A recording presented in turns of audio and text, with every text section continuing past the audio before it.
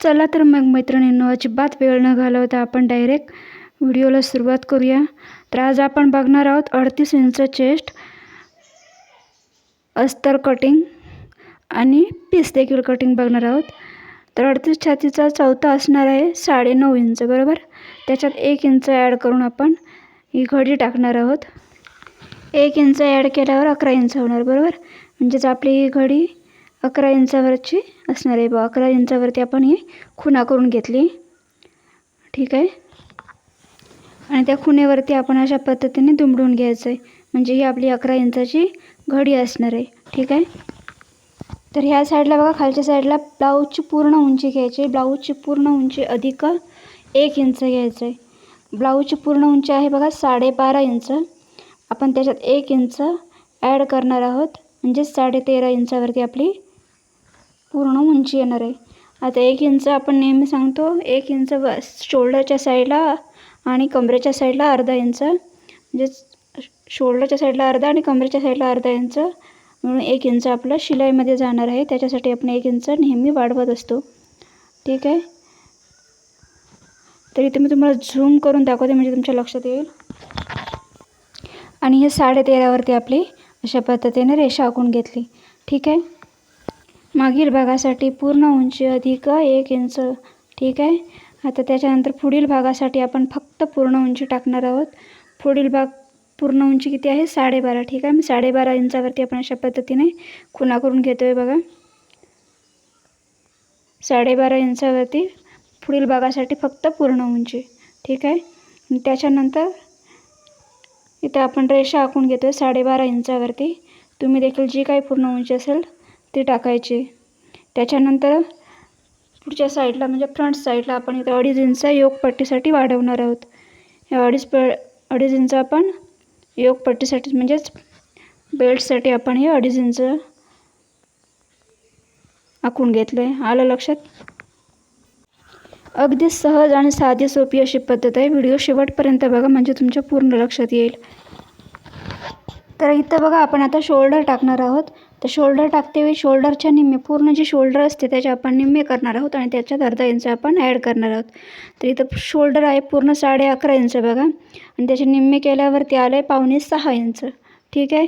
5.25 आपण अर्धा inch extra करायचे, म्हणजे 6.25 इंचावरती आपली ही शोल्डरची रेषा येणार आहे, ठीक आहे. आलं लक्षात? बघा, शोल्डरच्या निम्मे अधिक अर्धा इंच, पूर्ण शोल्डर त्याच्या निम्मे करायचे, त्याचं आपण अर्धा इंच. त्याच्यानंतर इथं बघा साईड शोल्डर मी इतर व्हिडिओ देखील मी दाखवली आहे साईड शोल्डर कशी घ्यायची. तर इतर साईड शोल्डर आहे बघा 2.25 इंच आहे, ठीक आहे. त्याच्यात आपण 1.5 इंच वाढवायचं आहे, म्हणजे 3.5 इंचावरती आपली अशा पद्धतीने खुणा येणार आहे. आणि जे काही आपलं उरणार आहे ते आपली ही गळारुंदी असणार आहे. अशा पद्धतीने जर का तुम्ही शोल्डर टाकली तर तुमचं नक्कीच गळा चुकणार नाही आहे, ठीक आहे. तर अशा पद्धतीने नक्की ट्राय करा. जर तुम्हाला कळलं नसेल तर दुसरे अजूनही माझे व्हिडिओ आहेत, ते तुम्ही जाऊन चेक करू शकता. पुन्हा एकदा सांगते, पूर्ण खांद्याचे निम्मे अधिक अर्धा इंच टाकायचं आहे. आणि त्याच्यानंतर तिथून बॅक साईडला आपण साईड शोल्डर अधिक पाऊण म्हणजेच अर्धा आणि पाव, ठीक आहे. अशा पद्धतीने आपण टाकायचं आहे. त्याच्यानंतर इथं बघा आपण मुंडा टाकतो आहे. तर 38 छातीसाठी आपण 5.25 इंचावरती मुंडा टाकतो आहे, ठीक आहे. तर दोन्ही साईडला आपण मुंडा टाकून घ्यायचा आहे 5.25 इंचावरती. 5.25 इंचावरती मुंडा आपला व्यवस्थित बसू शकतो, ठीक आहे. तर हे बघा, अशा पद्धतीने 5.25 इंचावरती आपण खुणा करून घ्यायचे आणि आपला हा बॉक्स तयार करून घ्यायचा आहे, ठीक आहे. तुम्हाला कुठला पार्ट जर लक्षात आला नाही तर लगेच तुम्ही कमेंट करून मला सांगू शकता. मी त्याच्यानुसार व्हिडिओ बनवण्याचा प्रयत्न करेन किंवा तुम्हाला सांगू शकेन, ठीक आहे. तर असे दोन्ही मुंडे आखून तयार झालेत बघा. तर हा असणार आहे पुढील भाग आणि हा आहे मागील भाग, ठीक आहे. त्याच्यानंतर इथं आपण बघा गळा टाकून घेतो आहे. आता गळा टाकतेवेळी देखील आपण अर्धा इंच एक्स्ट्रा घ्यायचं आहे. जो काही गळा असेल त्याच्यात आपण अर्धा इंच वाढवून घ्यायचं आहे. तर आता इथं गळा आहे बघा 5 इंच आणि आपण अर्धा इंच ॲड केल्यामुळे आपलं झालं आहे 5.5 इंच बॅक साईडला, ठीक आहे. तर अशा पद्धतीने हा आपला बॅक साईडचा गळा आहे. आणि फ्रंट साईडला देखील आपण त्याच पद्धतीने जो काही गळा असेल त्याच्यात आपण अर्धा इंच एक्स्ट्रा वाढवायचं आहे. फ्रंट साईडचा आहे 5.5, त्याच्यात आपण अर्धा इंच ॲड करून 6 इंच लाईन ड्रॉ केली. त्याच्यानंतर इथं बघा दोन्ही साईडला कॉर्नरमध्ये 1-1 इंचावरती आपण खुणा करून घेणार आहोत गळ्यासाठी, गळ्याचा शेप देण्यासाठी. गळा आपला राऊंड शेप असणार आहे, त्याच्यासाठी आपण इथं 1 इंच आतमध्ये कॉर्नरमध्ये घेऊन अशा पद्धतीने खुणा करून घेतली. ठीक आहे, अशा पद्धतीने ड्रॉ करून घेतले आपण. त्याच्यानंतर इथं बघा आपण इथं बॅक साईडला 1.5 इंचावरती आपण खुणा करून घेतो आहे मागच्या मुंड्यासाठी. हेवी चेस्ट असल्यामुळे आपण इथं 1.5 इंचावरती खुणा करून घेतली. हा आपला बॅक साईडचा मुंडा असणार आहे. ठीक आहे, तर त्याच्यासाठी हे बघा अशा पद्धतीने आपण क्रॉस लाईन आखून घ्यायचे.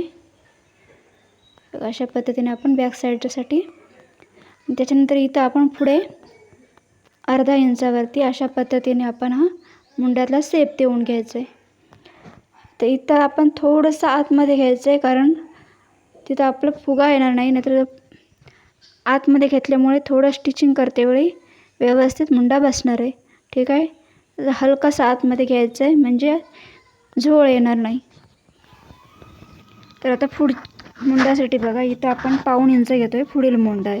ठीक आहे, त्याच्यासाठी देखील अशा पद्धतीने आपण शेप देऊन घ्यायचा आहे. आणि इथं देखील आपण हलकासा आतमध्ये घ्यायचा आहे जेणेकरून फुगा येणार नाही. ठीक आहे, दोन्ही साईडला देखील अशा पद्धतीने आपण आतमध्ये थोडंसं किंचित घ्यायचं आहे. आता आपण फ्रंट साईडचे टक्स बघूयात. तर फ्रंट साईडला आता आपली 38 चेस्टचं मेजरमेंट असल्यामुळे इथं आपण टाकणार आहोत 3 इंचावरती. आणि इथं बघा लक्षात घेण्यासारखी गोष्ट म्हणजे इथं बघा ओल्ड वुमन असल्यामुळे म्हणजेच वयस्कर महिला असल्यामुळे इथं मी 3 इंचावरती टाकणार आहे. परंतु इथं यंग महिलेसाठी जर हे चेस्ट मेजरमेंट असेल तर इथं आपण 3.5 घेतलं असतं. कारण इथं बघा 3 इंच घेतो आहे, कारण इथं वयस्कर महिला असल्यामुळे चेस्ट थोडी झुकलेली असणार आहे, त्याच्यासाठी आपण इथं 3 इंचावरती ठीक आहे. आणि जर इथं यंग स्त्री असली असती तर आपण 3.5 इंचाचा टक्स पॉईंट घेतला असता. आलं लक्षात? या रेषेवरती आपला उभा टक्स येणार आहे. ठीक आहे, त्याच्यानंतर इथं बघा आपण या साईडला आपली हुकपट्टी आयपट्टी असते, त्या ठिकाणी आपण 4.5 इंचावरती खुणा करून घेतली. हे बघा 38 चेस्टसाठी आपण इथं 4.5 इंचावरती खुणा करून घ्यायची आहे हुकपट्टी आयपट्टीच्या बाजूने. ठीक आहे, तर हे बघा इथं मी 4.5 इंचावरती खुणा करून घेतली. आता आपण काय करायचं आहे, पुढच्या साईडला 1.5 इंच, हे बघा 1.5 इंचावरती आपण अशा पद्धतीने खुणा करून घेतली. आणि मागच्या साईडला 1 इंच. ठीक आहे,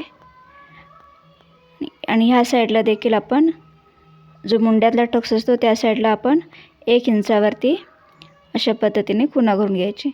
आणि आलं लक्षात? हा सेंटरचा टक्स 4.5 इंचावरती, पुढील 1.5 इंच, मागे 1 इंच आणि मुंड्यातला 1 इंच, अशा पद्धतीने आपले हे 4 टक्स तयार झालेत. ठीक आहे, त्याच्यानंतर इथं योगपट्टीसाठी बघा इथं आपण शेप देऊन घ्यायचा आहे योगपट्टीचा. तर त्याच्यासाठी इथं मी 1.5 इंचावर अर्धा आणि पाव म्हणजेच 1.5 इंचावरती अशा पद्धतीने खुणा करून घेतली. आणि कमरेच्या साईडला आपण हे बघा असं तुम्हाला दिसण्यासाठी म्हणून मी इथं अर्धा इंचावरती आपण अशा पद्धतीने खुणा करून घ्यायची. आलं लक्षात? आणि त्याच्यानंतर इथं आपण बेल्टचा हा शेप देऊन घेतो आहे. आलं लक्षात? तुम्ही देखील अशा पद्धतीने शेप देऊन घ्यायचं आहे. मैत्रिणींनो, माझे व्हिडिओ तुम्हाला आवडतात का? जर आवडत असतील तर प्लीज व्हिडिओला लाईक द्या. आणि जर चॅनलवरती नवीन असाल तर चॅनलला नक्की सबस्क्राईब करून ठेवा, कारण आपल्या या चॅनलवरती स्टिचिंग रिलेटेड व्हिडिओ आहेतच, तर त्याच्याशिवाय साडीचे देखील आपण व्हिडिओ टाकत असतो. जर का तुम्हाला साडी कुठले घ्यायचे असतील तर आम्हाला व्हॉट्सॲपवर तुम्ही कॉल किंवा मेसेज करून साडी बुकिंग करू शकता. आता आपण कटिंग करून घेऊयात. मैत्रिणींनो, तुम्हाला पुढचा व्हिडिओ कशा संदर्भात बघायला आवडेल ते देखील तुम्ही कमेंटमध्ये सांगा, म्हणजे मी त्या पद्धतीने व्हिडिओ बनवण्याचा प्रयत्न करेन. ठीक आहे, आणि तुम्हाला कुठल्याही पद्धतीचा प्रॉब्लेम येत असेल तर ते देखील तुम्ही माझ्याशी शेअर करू शकता. मी नक्कीच प्रॉब्लेम सॉल्व करण्याचा प्रयत्न करेन.